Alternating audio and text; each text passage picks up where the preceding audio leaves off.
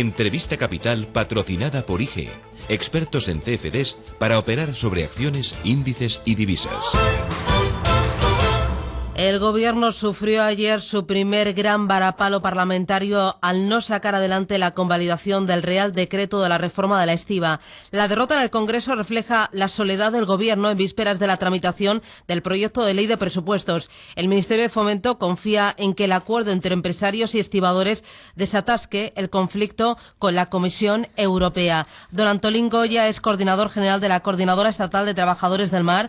Señor Goya, ¿qué tal? Muy buenos días. Hola, ¿qué tal? Muy buenos días. De momento, la huelga se ha cancelado, ¿no? ¿La han desconvocado ustedes? Sí, evidentemente. En la medida que no hay decreto, hemos querido normalizar la situación, crear un ambiente de normalidad que pudiese permitir poder alcanzar ese ansiado acuerdo con el Gobierno, que es realmente quien tiene que legislar y quien tiene que tomar decisiones. ¿Y ustedes creen que a partir de ahora la negociación va a ir por otro camino y sí van a llegar a un acuerdo?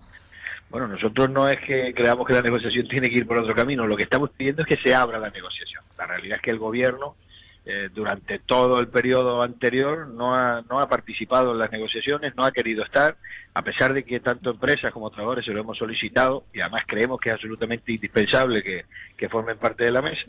Y lo que pensamos es que en la situación de ayer lo que abre es el punto de partida a esa negociación tan demandada por el sector. ¿Porque cree que el ministro de la Serna se incorporó demasiado tarde a esa negociación?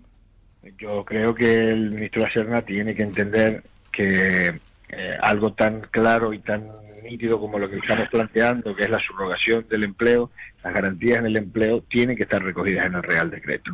Que lo que él se empeña en decir que es fruto de una negociación colectiva entre empresas y trabajadores, solamente puede tener viabilidad, solamente puede tener garantías para los trabajadores si se hace a través del Real Decreto Ley. La oferta o de otro proyecto, no un Real Decreto, no necesariamente un decreto o una propuesta de ley, no tiene por qué ser un decreto. Porque la oferta del ministro, esas prejubilaciones a partir de 50 años con el 70% del sueldo, ¿eso les parecía a ustedes insuficiente? Mire, nosotros si lo que ha dicho el ministro coincidiera con lo que ha escrito, si fuese verdad lo que se ha dicho de cara a la opinión pública, pues seguramente estaríamos muy cerca de alcanzar un acuerdo. La realidad es que la propuesta que hace no es una prejubilación a partir de los 50 años. Es prácticamente imposible en este sector. Para eso usted tiene que tener unos años de cotización, tiene que cumplir unas garantías que le permitan poder prejubilarse, acogerse a las medidas que presentaron el otro día. Entonces, con 50 es prácticamente imposible que haya ningún trabajador que se pudiese acoger a esa. Están hablando de 60 meses de anticipar y dudo mucho que con 50 años nadie estuviera en las condiciones para poder acogerse a esa fórmula. La realidad es que eso es una medida que ayudaría en aquellos puertos donde pudiese haber un exceso de plantilla, cosa que nosotros ponemos muy entre comillas, porque creemos que las plantillas están bastante ajustadas y ya se han encargado las empresas de que eso sea así. Lo que realmente se está discutiendo aquí no es si hay una medida para ver si podemos prejubilar a 4, 5 o 20 trabajadores. Lo que se está planteando aquí es cómo se reforma, cómo se reestructura el sector de manera que podamos cumplir con esa sentencia del Tribunal de Luxemburgo y al mismo tiempo poder garantizar, como les estaba diciendo usted, el empleo y las condiciones de los trabajadores. ¿Me está diciendo que esa oferta del ministro es simplemente puro marketing, que luego la letra pequeña no era así? Hombre, la realidad, lo que estoy diciendo es que la propuesta se hace el día antes de la votación de convalidación, se hace además en una reunión técnica en la que no estamos presentes los sindicatos, físicamente no estaba una representación de los trabajadores portuarios allí para poder atenderla, para poder valorarla, y además en lo que se refiere al punto esencial de toda esta discusión, que es la subrogación, la propuesta que hace el Gobierno es que empresas y trabajadores nos pongamos de acuerdo en ella. Y lo que le hemos dicho a empresas y trabajadores es que en esa materia en particular lo que necesitamos es que si hay una subrogación se haga a través de la ley. Así que a su juicio el ministro ha fallado tanto en forma como en contenido de la propuesta. Yo creo que ha fallado en el no situarse en la necesidad de buscar un acuerdo. Yo creo que Ana Pastor, su antecesora, marcó una base buena, una ideología de buscar un acuerdo entre las partes que sirviera al sector y al mismo tiempo que pudiera cumplir con Europa, y lo que nos hemos encontrado con la trayectoria de este ministerio es un bloqueo a esa negociación, una imposibilidad de abrir ninguna mesa de negociación en la que el ministerio fuese partícipe y por primera vez en la historia que la solución a un problema técnico solamente tenga una solución técnica, que es la que él decía. Nosotros creemos que hay bastantes alternativas a eso, que hay fórmulas de poder hacerlo, que hay ejemplos en otros países de la Unión Europea, y que España lo único que tiene que hacer es crear esa mesa a tres patas, gobierno, empresas y trabajadores, y con un objetivo común poder legislar. Dos cositas más, Antolín. En los medios últimamente estamos escuchando que el sector de la estiba es un sector privilegiado, con sueldos que rondan de media los 60.000 euros, con jornadas de trabajo de 6 horas, con una forma de incorporarse al mercado de trabajo, a conseguir el empleo, muy controlada por ustedes mismos. ¿Esto es realmente así? Yo lo he explicado en varias ocasiones y me alegro que me lo pregunte, porque es la única forma en que podemos ir desmontando eso. Dentro de esa campaña de desprestigio, de intentar demonizar al colectivo de estibadores portuarios, se ha venido repitiendo una y otra vez sistemáticamente situaciones como esas, que no son ciertas, que no se ajustan a la realidad y que solamente tienen el objetivo de poder tener un enfrentamiento con el resto de la sociedad. Pero nosotros no controlamos ningún tipo de acceso, nosotros somos los empleados de las empresas estibadoras.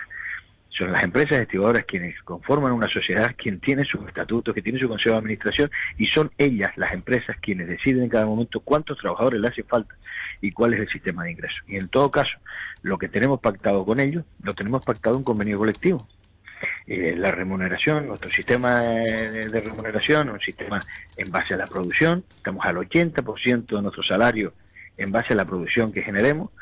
Y puede ser que usted pueda encontrar una nómina con unos picos muy altos, que habría que ver cuántas horas, cuántas noches, cuántos turnos trabajo ese mes, pero la realidad es que eso que están contando no es cierto, no se ajusta a lo que ocurre en los puertos.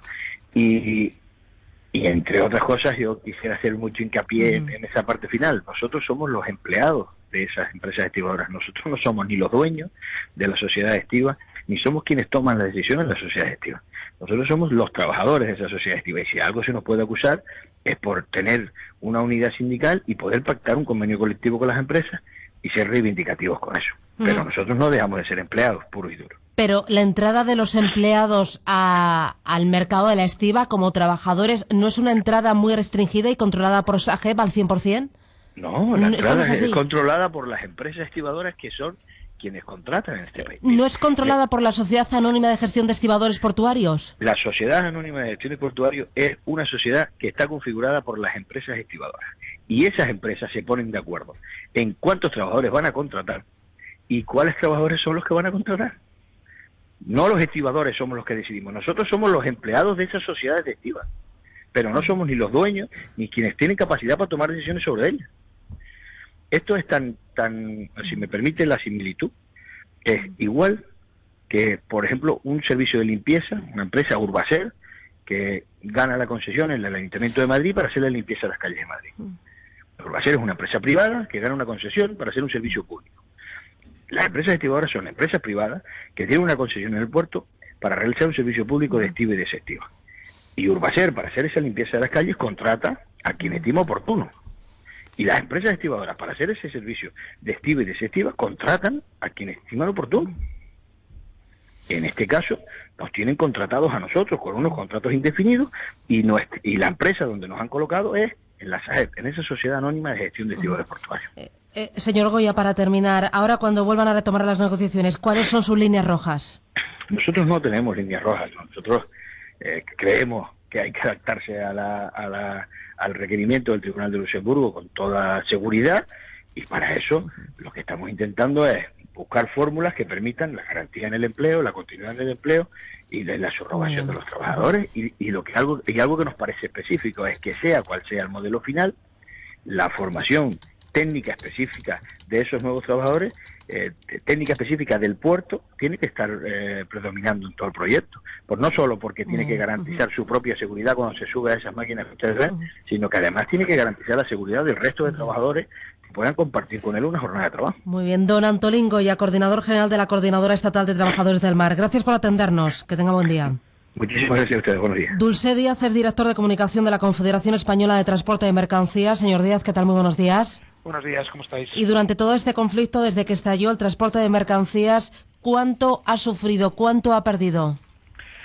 Bueno, es francamente complicado de valorar, ¿no? Nosotros hicimos un cálculo aproximado de unos 300 euros por camión y día, pero aquí yo creo que lo que nos estamos jugando, además de evidentemente estas pérdidas que son importantes, es mucho más, y es que es el futuro de España como plataforma logística para la entrada de mercancías, y eso es algo que verdaderamente nos preocupa mucho, y me explico. Ya estamos sufriendo la entrada de menor mercancía como consecuencia de la situación de incertidumbre que hay por las convocatorias de huelgas de estos días, aunque al final no se hayan producido. Es decir, ya hay navieras que están modificando, ¿no?, los puertos de entrada de sus barcos, están intentando eludir los puertos de España y llevando esos barcos pues a puertos de la competencia en otros países como Francia, Holanda, Gran Bretaña, etcétera. Y lo que nos preocupa es que de mantenerse esta situación de incertidumbre con respecto de la estiba, pues esto que en estos momentos puede ser circunstancial, pues se pueda convertir en algo más genérico y que España pues empieza a perder competitividad, ¿no?, desde este punto de vista. Y este agujero que a día de hoy es circunstancial, pero que podría convertirse en crónico, a día de hoy, ¿cómo les está afectando? ¿Cuánto está costando? ¿Qué tipo de mercancías son las que más están sufriendo? Sobre todo también, ¿qué puertos son los que estarían sufriendo más el desvío a otros puertos de otros países cercanos, como Italia o como Francia? Pues mire, el tema es generalizado, es decir, no se está concretando en ningún puerto en concreto, sino que lo que hemos detectado es una bajada generalizada de la actividad, ¿no? Es decir, hoy en día el transporte juega un papel indispensable en la cadena de suministro, es decir, la entrega de las mercancías requiere de una coordinación y de una precisión que no puede estar sujeta a arbitrariedades como las convocatorias de huelga. Y evidentemente pues los grandes cargadores reaccionan y aseguran, ¿no?, esa entrega de mercancía, aunque tengan que cambiar los puertos de entrada.